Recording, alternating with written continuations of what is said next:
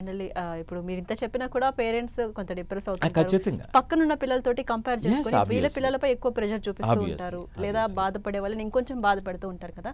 So final గా మీరు ఏం చెప్తారు? సో దీనికి ఆప్షన్స్ ఉన్నాయి, సంతోషం Yes, అంటే కొంచెం ఖచ్చితంగా. ప్రశాంతంగా ఉండొచ్చు Yes, అంటారా? లేదా ప్రశాంతంగా చెక్ చేసుకోవాలా ఒకటి రెండు ప్రశాంతంగా సార్లు? ఉండాలి. ఎందుకంటే మనకి రీఎవాల్యుయేషన్ ఉంటుంది, Okay. రీవెరిఫికేషన్ ఉంటుంది.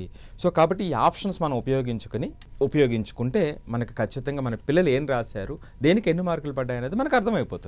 సో దీని గురించి వరీ పడద్దు. బట్ ఒక 2-3 రోజులు మీరు పెయిన్ తీసుకునేటువంటి అవకాశం ఉంటుంది.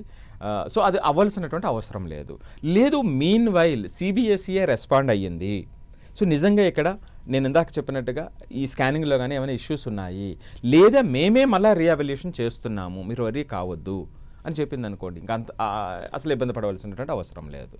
ఒకవేళ అలా చెప్పినప్పటికీ మనకి ఈ ఆప్షన్స్ ఉన్నాయి. సో కాబట్టి మనం ఈ ఆప్షన్స్ ఉపయోగించుకుని ముందుకెళ్ళాలి. కాకపోతే పిల్లలు కొంత డిప్రెస్ అవుతారు. ఎప్పుడు రాని మార్కుల కన్నా తక్కువ వచ్చినాయి, వాళ్ళకన్నా తక్కువ వచ్చినాయి, నేను ఎప్పుడు ఊహించలేదు ఎట్లాగా, నేను ఖచ్చితంగా బాగా రాశాను అనేది ఉంటుంది.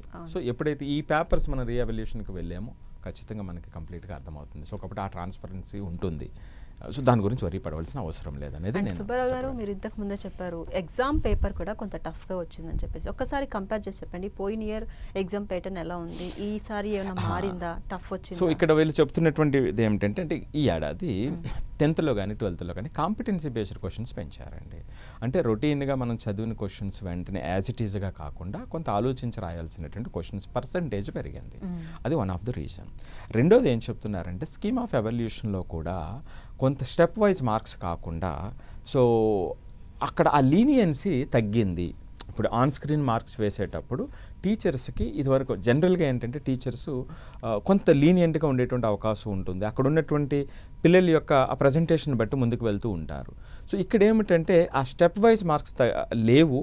సో ఫైనల్గా టీచర్స్ ఆ లీనియంట్గా లేదు పేపర్ ఎవల్యూషన్లో అనేటువంటిది ఒక కారణం వినిపిస్తూ ఉంది.